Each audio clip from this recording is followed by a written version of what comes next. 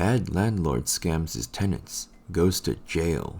Welcome back to Reddit Chronicles. If you're new here, do consider subscribing to help me feed my channel and grow my cat. And if you liked the video, do kindly give it a thumbs up to help me out. Let's get started. Many years ago, when I worked for a rent-to-own company in a small town, there was a little apartment complex which we made frequent deliveries to, and just as frequently had to repo from.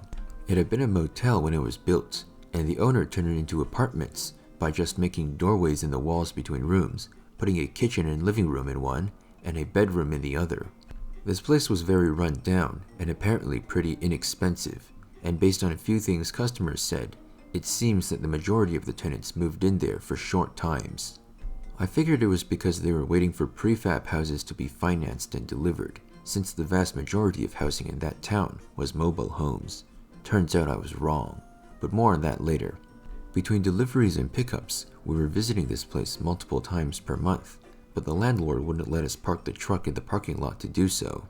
It was a motel parking lot, so there was way more space than the tenants needed, and plenty of room for our truck, but the minute we pulled into the lot, the landlord would come running out of the office and yell at us to get the truck off his property.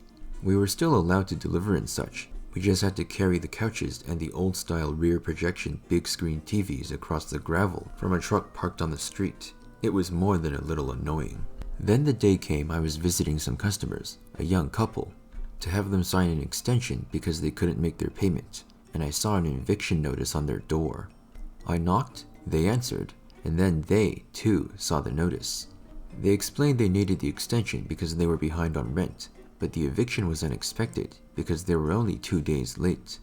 The notice gave them only 1 week to move out. They signed the extension and I left, a little suspicious because that didn't seem right to me. A few days later, I get a call from the couple saying they needed to return the stuff they rented because they were being evicted and had to move to a motel.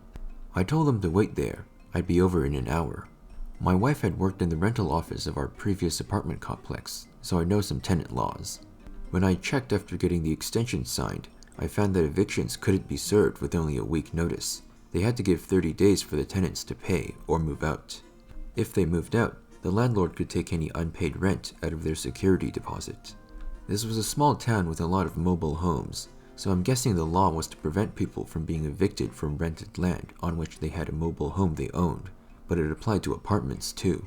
Normally, I'd have considered this none of my business, but everyone in our store hated that landlord and wanted to get back at him, so I printed out the applicable rental law pages from the town's website and drove over to the apartment complex. There, I knocked on the door of every one of our customers living there, which was about half of the 20 or so apartments, and gave them a copy of the law.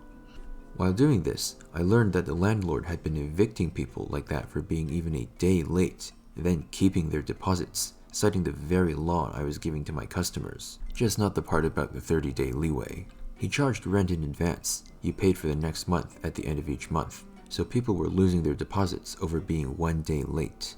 On top of that, the landlord wouldn't accept late payments, even if they were before his scheduled eviction time, because he'd made more money by evicting people and moving someone new in, since he kept all their deposits. I told the couple that had started all this, that if I were them, I wouldn't move out, and I'd contact a lawyer or at least the city housing department and file a complaint.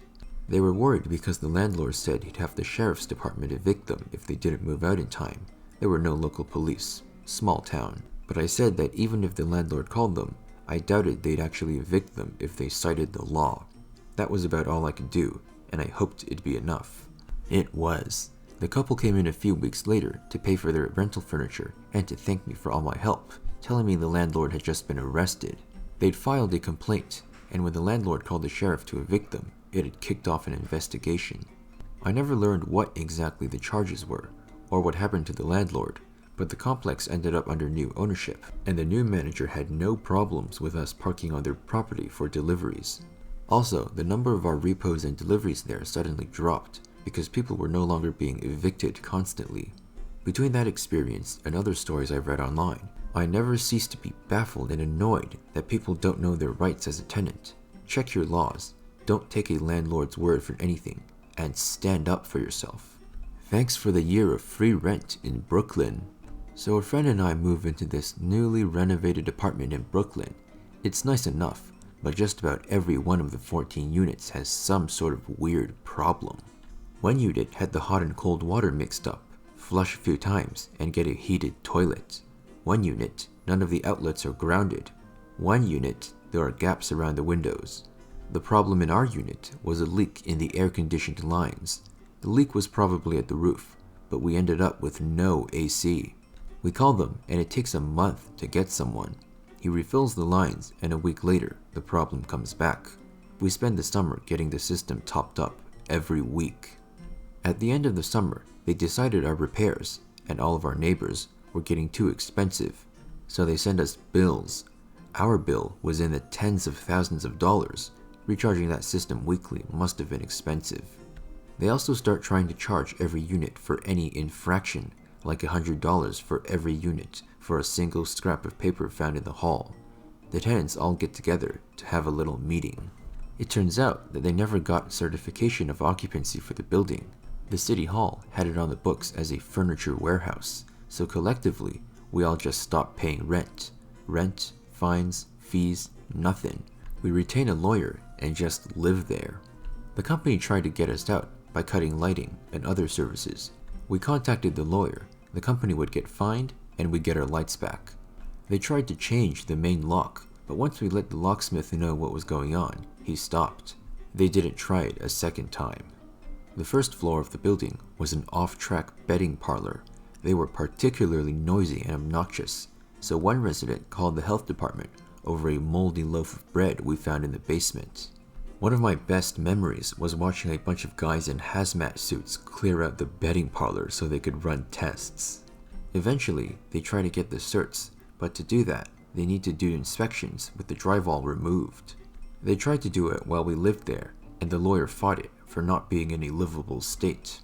Finally, they realized they needed us out. If they got the C of O while we were still there, we'd owe back rent. They take us to court to get evictions. Lawyer gets everything pushed back as far as he can, but finally, we go to city court. Lawyer points out they're trying to evict 14 units, but you can't evict more than 10 at a time. Court ejects the case.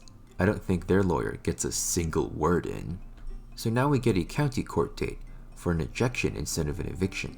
Again, lawyer pushes it out as much as he can, but eventually we go. Court agrees to eject us all, but sees the evidence of lighting and lock tampering. Asks our lawyer what would be a reasonable time frame. Lawyer asks for 4 months. Judge gives us 6. Everyone stays until the last month. At the end of it all, we got to live in a newly renovated apartment in a trendy area of Brooklyn for free for a little over a year. Landlord ended up paying me £3,000. Here's a little backstory, quite lengthy, but it's necessary. I'm a 21 female and an international student in the UK. When I started first year university, the apartment I was renting out was a last-minute thing. Basically, I didn't have a choice. Before moving in, my friend and I paid our deposit, £12,000 in total. After moving in, the place was great actually. 5 minutes walk to university, great location. The first incident was that both our bed's legs, friends and mine, were very bent. I brought this up to my landlord, and he said that he would be happy to replace them at our own cost. And we had to leave the beds after we've moved out. Let that sink in. So basically he wants me to buy a new bed for his apartment. We were like, screw that. The second incident was when there were a lot of break-ins around the area we lived in. Eventually, the homeless and drug users were camping in our apartment, stealing people's parcels, letters, even taking drugs into the hallways. My friend and I felt extremely unsafe, so I texted my landlord requesting another lock for our front door. There was only one lock, which was the main lock, and his response was that it would be too expensive to do that. And that he is sure that the area is safe, says the guy who doesn't even live here. The third incident was after I moved out. I called him asking him what I should do with the keys. He told me to hang on to them until he gets back. About 3 weeks later, he contacts me asking for the keys, which were not with me at the time as I was away.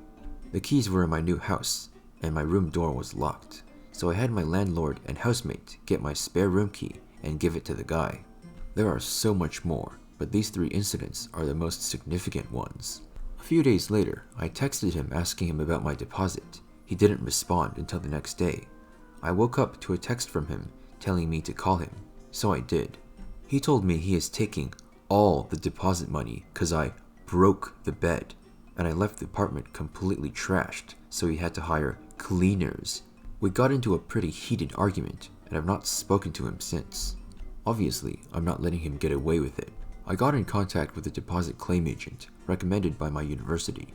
My ex-landlord isn't so smart after all, because by law, he's supposed to put the deposit money into a tenancy deposit scheme, which he didn't. Easily that alone, I got my deposit back, plus compensation. He ended up paying my friend and I £12,000 each. The additional money goes to the deposit agency. TLDR, landlord took all my deposit, but now he has to pay me more. I guess the takeaway from these is know your rights. Spend some time and familiarize yourself with your country's and your local laws. It's probably going to save you a lot of time and hassle sometime later down the road. If you want more where that came from, simply click on one of these boxes right here. And if you liked the video, I assume you did since you're still here, share it with your friends to see what they think. And of course, if you haven't already, click the kitty to subscribe and you'll never miss another video. I'll see you in the next episode of Reddit Chronicles.